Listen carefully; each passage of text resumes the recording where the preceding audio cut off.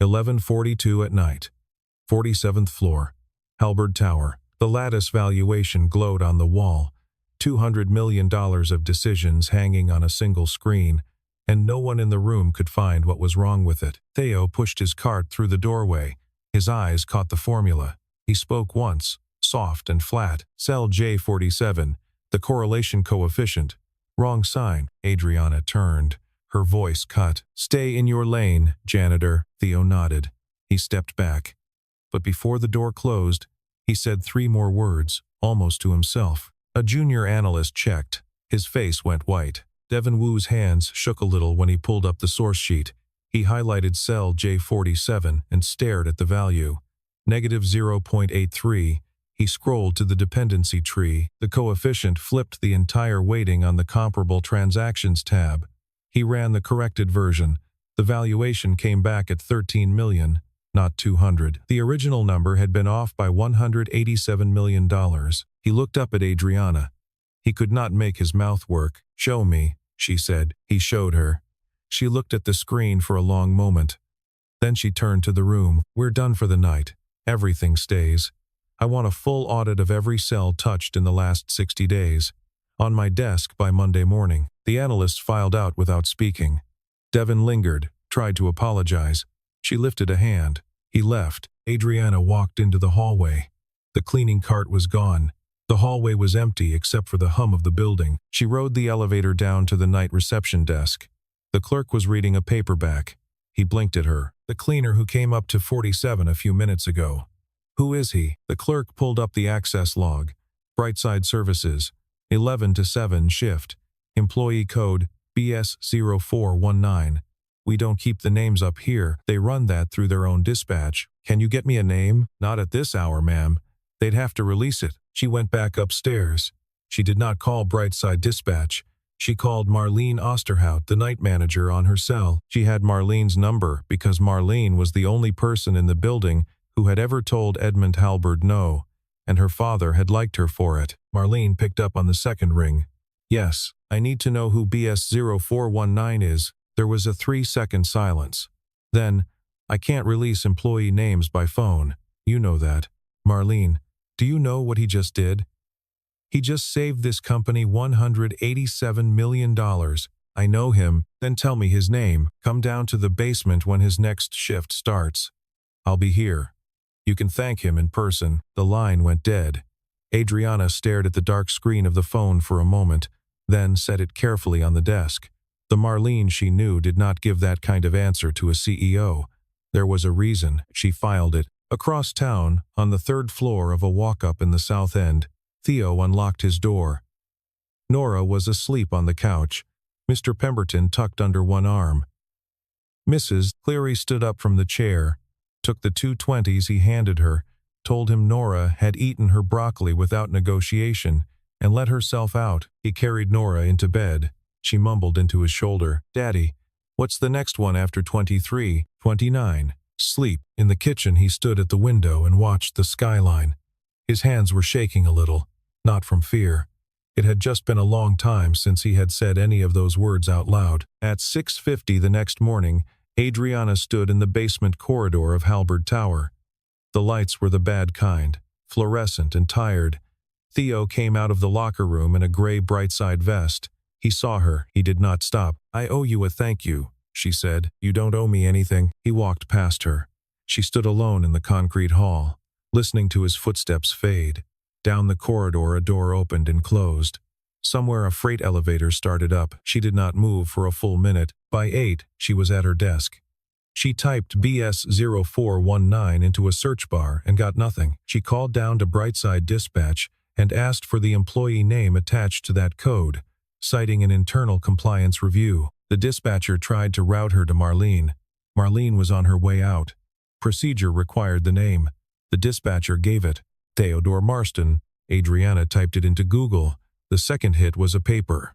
Marsden T. and Vasquez R. 2018. Stochastic Volatility in High-Frequency Equity Markets. Journal of Quantitative Finance. 847 citations. She clicked through. A scrubbed LinkedIn cache. Renaissance Technologies. Senior Quantitative Researcher. 2012 to 2021. Princeton, Ph.D. Applied Mathematics 2012, Yale B.A. 2008. She sat back in her chair. She had read this paper in graduate school. Her advisor at Wharton had assigned it. She had marked page 14. The man who wrote it had walked through her boardroom last night with a mop bucket. She read the abstract again, slowly, then the methods section. Then a third time. The man who could write that sentence on page 14 could not, by any honest measure, be working a night shift on her basement floor by accident. Something was missing from the picture, and she did not yet know what shape it was. At 3:15 that afternoon she drove to Roxbury Elementary. She did not know why she was there. She told herself she only wanted to see. Theo stood at the gate with a small lunchbox under his arm. A girl with brown braids tore out of the front door and slammed into his legs. He bent and listened to her. The girl was talking about apples and halves. They walked off together down the sidewalk. He carried her backpack on one shoulder and her hand in his. Adriana watched from 30 meters away. She did not move toward them. She turned the car around. That night she went back to the tower. She waited by the service elevator from 11:30. He came in at 10:55. "I know who you are," she said. He stood with the cart. His face did not change. "All right." "Why?" she said. "Why are you doing this work?" He looked at her without defense or self-pity. "Because I need my mornings for my daughter. Because the office had hours. Because at night I don't have to think.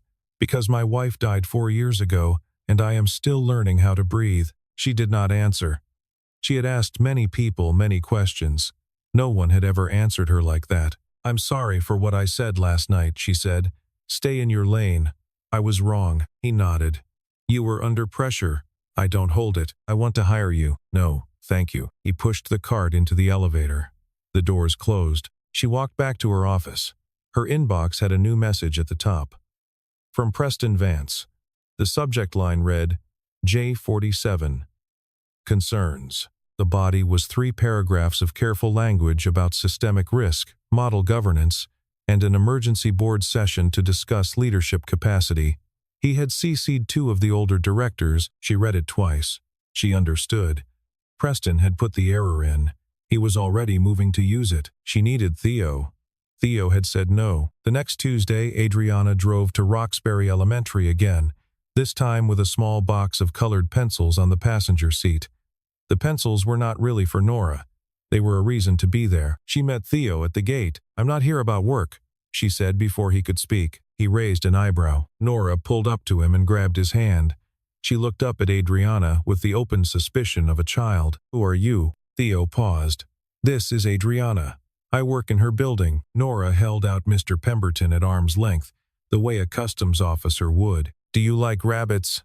Adriana, who had pitched 200 investors without a tremor, opened her mouth and found she had nothing prepared. "Yes, I like rabbits. He is called Mr. Pemberton. He is named after the rabbit in a book. He is 6. He doesn't like loud noises. I'll remember that." Nora gave her a small, evaluating nod and tucked Mr. Pemberton under her arm. The 3 of them walked toward Newbury Street. At Tat Bakery, Theo paid for a coffee and a milk. Adriana reached for her wallet. Theo shook his head. "You don't owe me a coffee." They sat at a window table. Nora climbed onto her chair on her knees and explained prime numbers to Adriana with the seriousness of a small lawyer. "You have to try to divide.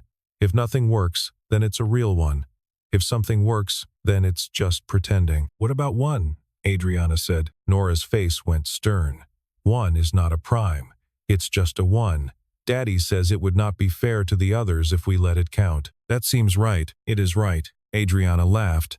Actually laughed. It was the first time in months. Theo watched her over the rim of his cup.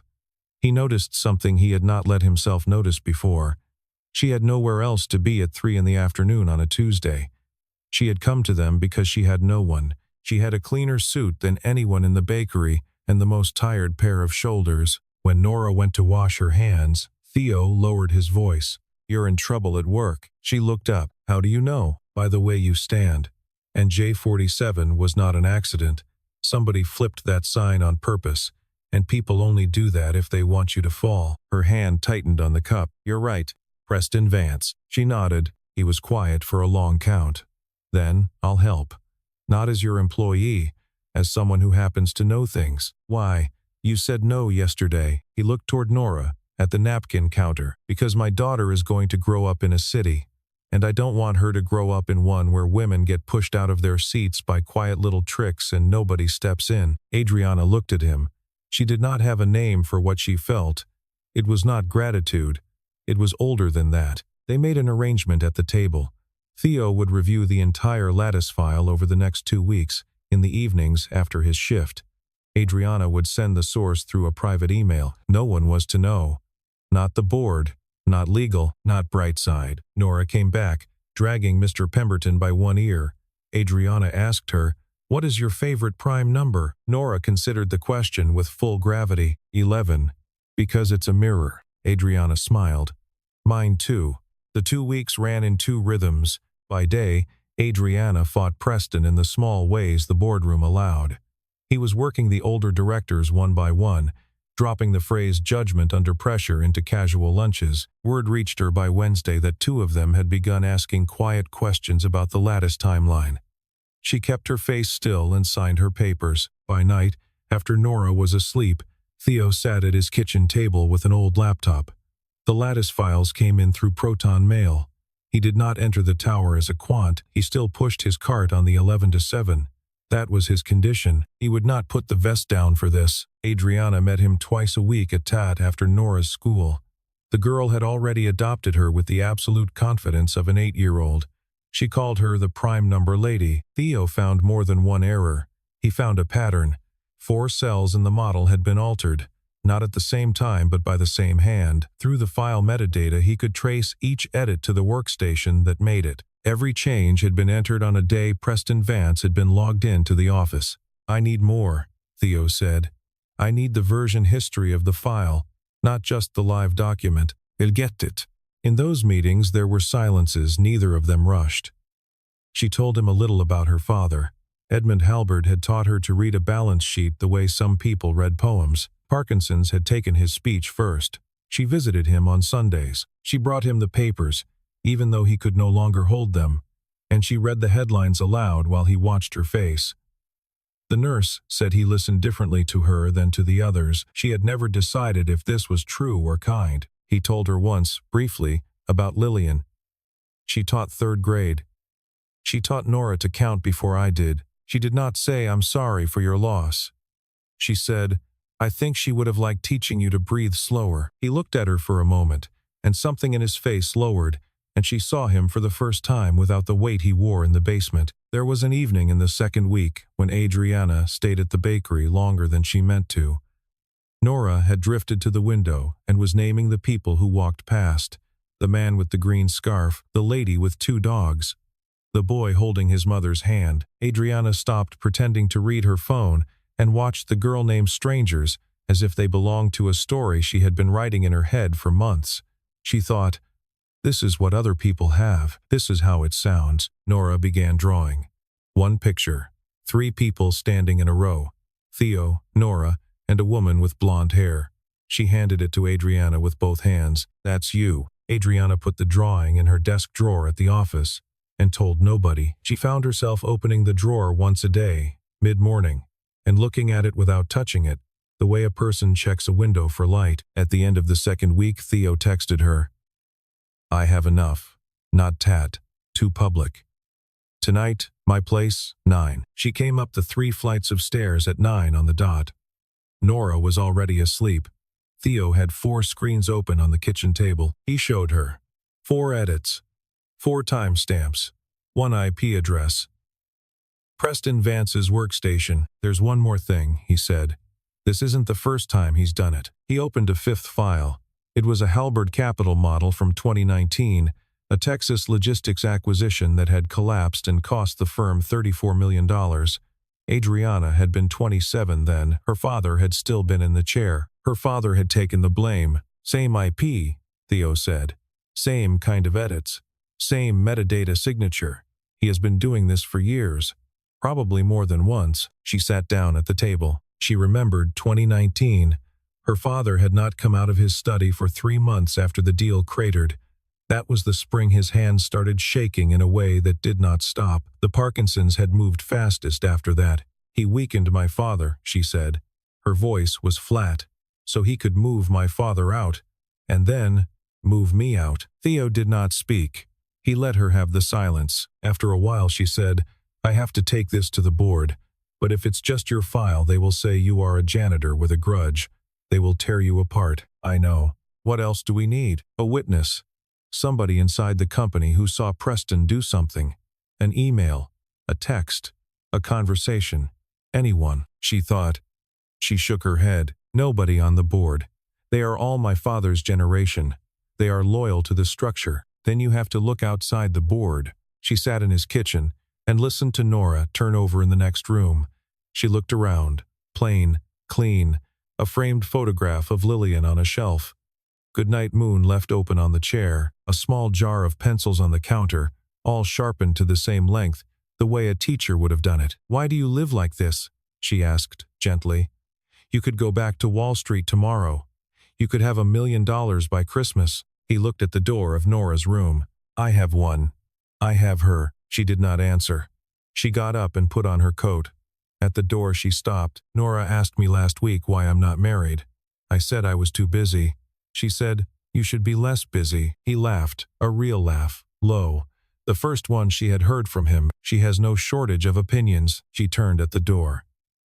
Thank you, Theo. It was the first time she had used his name. He nodded.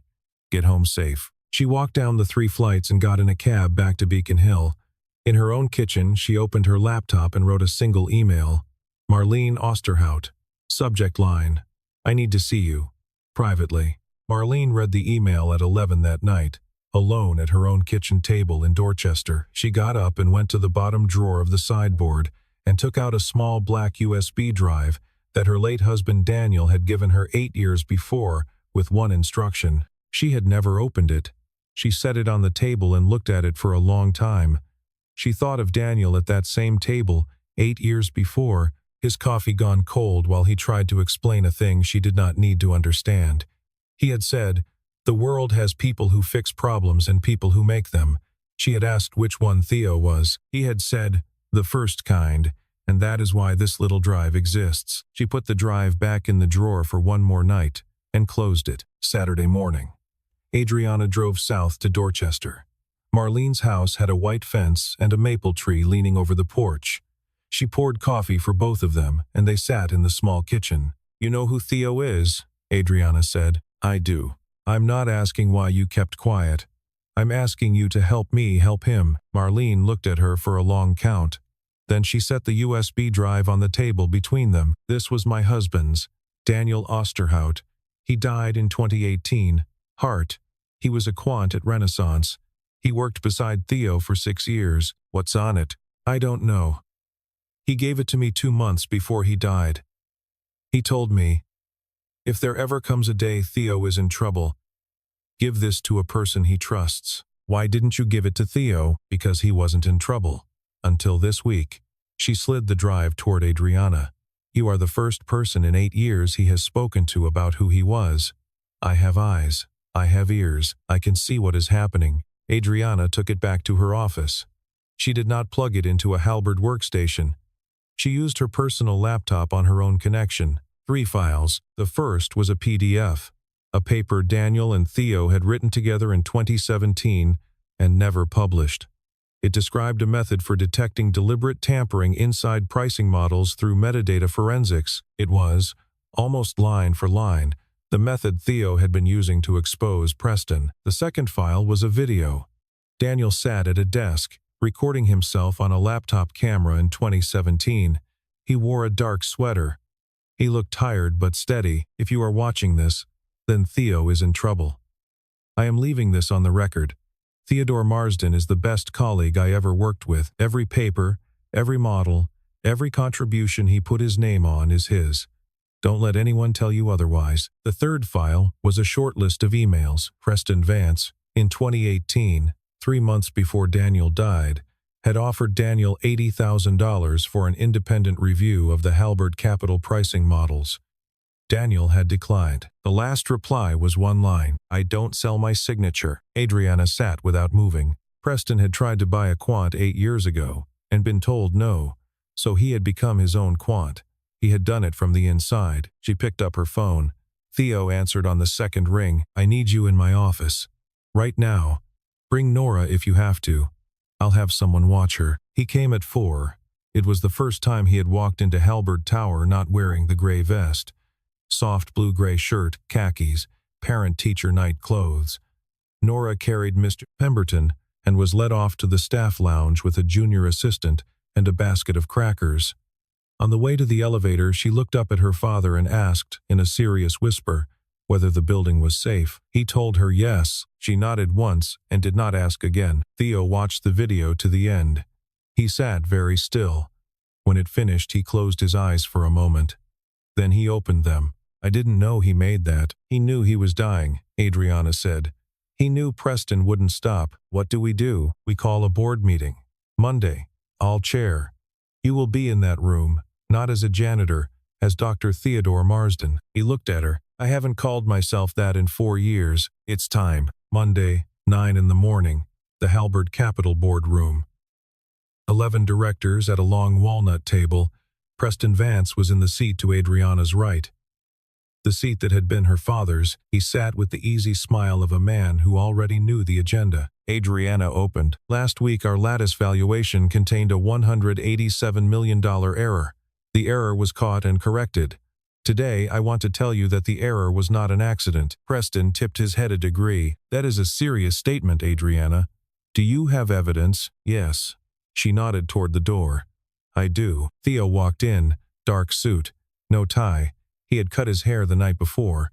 2 of the older directors looked up sharply. Edmund Halberd had attended a Renaissance industry panel in 2019, and Theo had spoken on it, and they remembered. "This is Dr. Theodore Marsden, former senior quantitative researcher at Renaissance Technologies. I have engaged him as an independent consultant." Preston's face went white for a second, and then composed itself. "A consultant. Interesting. Dr. Marsden, what do you have for us?" Theo did not answer Preston. He spoke to the board. He did not raise his voice. He did not editorialize. He laid out the data. 4 edits, 4 timestamps, 1 IP, the 2019 Texas model, the Daniel Osterhout emails, the video. He brought up the side-by-side comparison of the lattice cell J47, before and after the edit, and he turned to Devin Wu, who had been called to the meeting at Adriana's instruction, and was sitting at the back of the room, and he asked Devin, in a tone a teacher would use, to walk the board through the dependency tree. Devin stood. He spoke for 90 seconds without notes. 2 of the older directors who had been hostile to Adriana the week before sat forward in their chairs. One of them began to write. When the Daniel video reached, "Don't let anyone tell you otherwise." Catherine Holloway, 73, oldest member of the board, pressed a tissue to her face. "Edmund loved Daniel," she said. "He came to the funeral." Preston stood up. "This is defamation. I will be filing suit by tomorrow." Theo looked at him for the first time. "You can sue me, but the IP log lives on Halberd's own servers, 6 years deep. You can't unwrite that." Preston's mouth opened and closed once. Catherine Holloway placed both hands on the table. "I move that Preston Vance be suspended from all duties pending an independent investigation." The vote came quickly. 9 in favor, 1 against, Preston himself, 1 abstention. Security was called from the lobby. Preston gathered his folder. On his way out, he paused beside Theo in the hallway. He spoke very low. "You will regret this." Theo did not answer. He watched Preston walk past the elevator bank toward the stairs, flanked by 2 men in uniform, and he did not feel triumph. He felt the thing he had felt at Daniel's funeral, the cost of having been right. When the room cleared, Adriana stayed at the table. So did he. The morning sun was on the windows. "Thank you," she said. "You don't own me. I do. Not for what you did today, for what you let me see. That there are still people on Wall Street who knew when to say no." He looked out at the maples in the small park below. Late October, almost done with their color. "Daniel was the best person I ever knew. I thought I had buried him with everything we did together. Turns out he wasn't buried." She put her hand on the table near his, not touching. "I want you to come to Tat this afternoon, with Nora. I want to tell her what her father did." He nodded. "She won't understand most of it. She'll understand the part that matters." "Tat, At 4. The window table. Nora was working a rabbit-shaped sugar cookie in small, precise bites. Adriana spoke in 8-year-old English. There was a person who tried to hurt my company. Your dad helped me find him. He did it the way you find prime numbers, by checking everything carefully. Nora chewed. She thought, so Daddy is a prime. Adriana smiled. Your daddy is a prime. Theo laughed quietly. She got the part that matters. After the bakery, they walked along Newbury Street. Leaves came down in slow turns. Nora was in the middle, holding one of Adriana's hands and one of Theo's, and she swung between them as if testing the load on a bridge. Adriana noticed something she had not felt in years. She was not in a hurry. She was not thinking about the next meeting. She was just walking. At the gates of the public garden, Nora looked up. Are you coming over for dinner? Theo did not answer for his daughter. He looked at Adriana. If your dad doesn't mind, Adriana said. Theo nodded. That evening, the South End apartment. Theo cooked pasta, tomato, parmesan. Nora set the table with 2 forks at every place because, she said, one might fall. Adriana folded the napkins into triangles, the way she had been taught at her boarding school as a girl. The small kitchen smelled of garlic and butter. The radiator clicked. A neighbor's dog barked twice on the floor below and went quiet. Nora carried Mr. Pemberton to the table and arranged a 4th setting for him with great ceremony. Theo did not protest. He simply added a small saucer of grated cheese to that place and went on stirring. The meal was quiet. Nora reported that a boy at school named Tyler had told her she could not be president because she was a girl.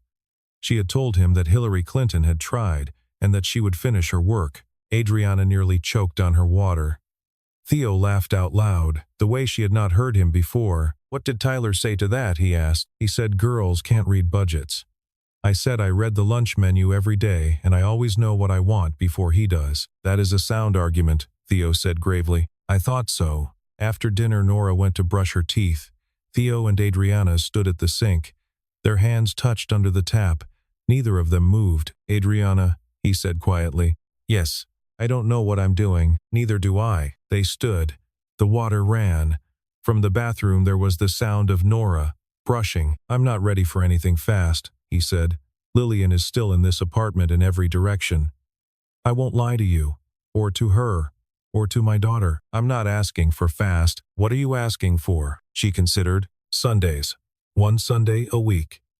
Coffee. A walk. Nora drawing. I would like to learn how not to be in a hurry. He nodded. I can do Sundays. When she got her coat, Nora ran out into the hallway and pressed something into her hand.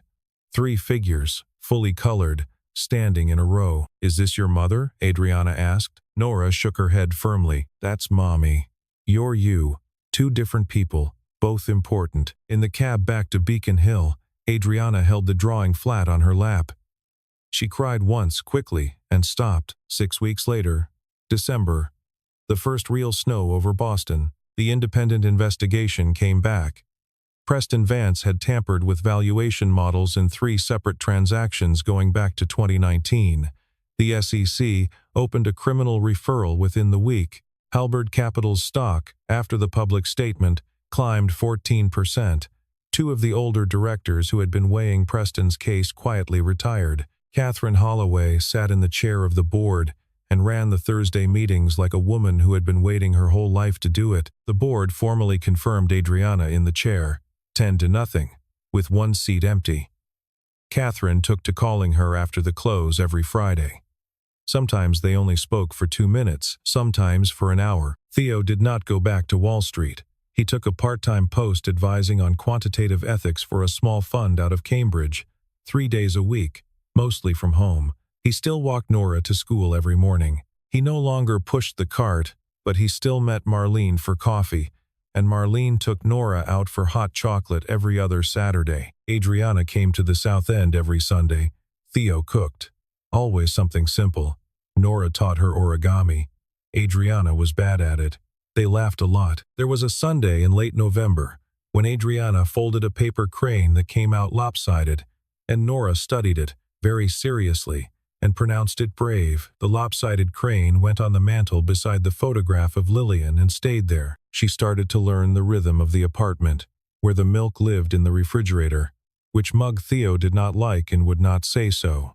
The order in which Nora went through the pages of her math workbook, the small worn place on the rug by the bookshelf where Lillian had once sat to read aloud. Theo had told her once, briefly, on a different Sunday, and then never again. She did not try to fill that place. She sat on the couch. One Sunday in mid-December, they walked through Boston Common, while Nora ran ahead with Mr. Pemberton, and the snow came down in light pieces. Theo said, "I went to Lillian's grave last week. I told her about you." Adriana did not answer at first. What did she say? She didn't say anything. But I think she would have liked you. She liked people who showed up on time and didn't talk in circles. Adriana laughed a little. Without thinking, she slipped her arm through his. He did not pull away. They walked. Nora turned around once to look at them, then turned back without comment, as if it had always been like this. That evening, Adriana stayed for dinner. After Nora was asleep, they sat on the couch with no television, only a lamp and a thin volume of Mary Oliver. Theo had been reading. He had marked a page with a piece of grocery receipt. She did not look at which poem. It felt like reading someone's diary if she did. "I've been thinking," Adriana said, "about spinning off a piece of Halberd Capital. Not all of it, a small fund, focused on quantitative ethics. We'd need a head of research. Is that an offer?"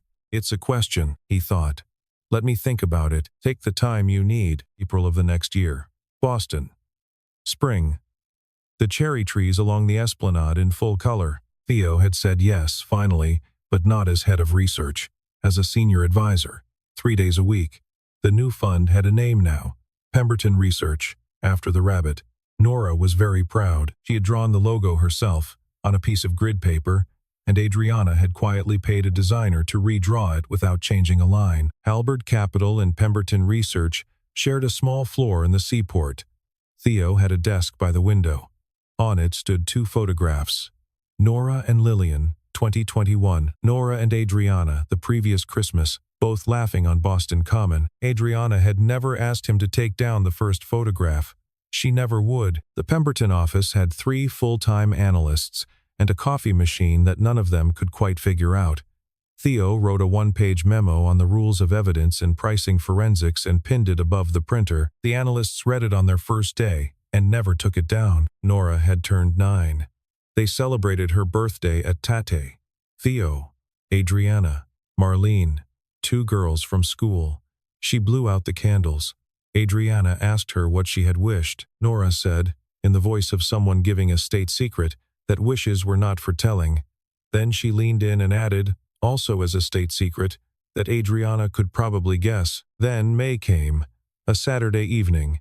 Theo and Adriana sat on the small balcony of the South End apartment.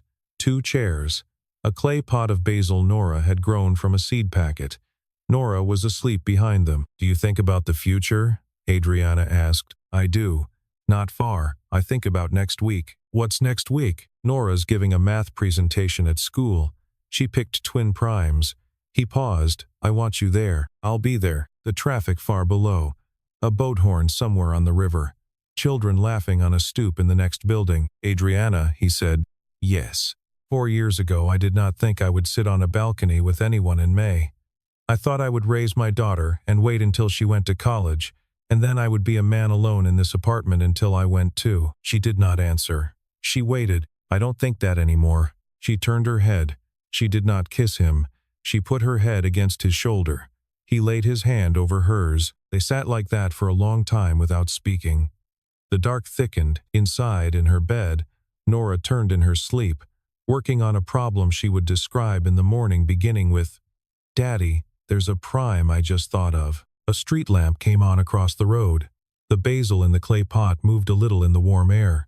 From 2 streets over, a saxophone started playing, badly, and stopped, and started again. Somewhere in the building below, a baby cried once and was hushed. After a while, eyes closed, Adriana said quietly, 11. Theo nodded. He did not ask why. He had known for a long time. She had mirrored him. She had been divided into and not divided. That was the reason.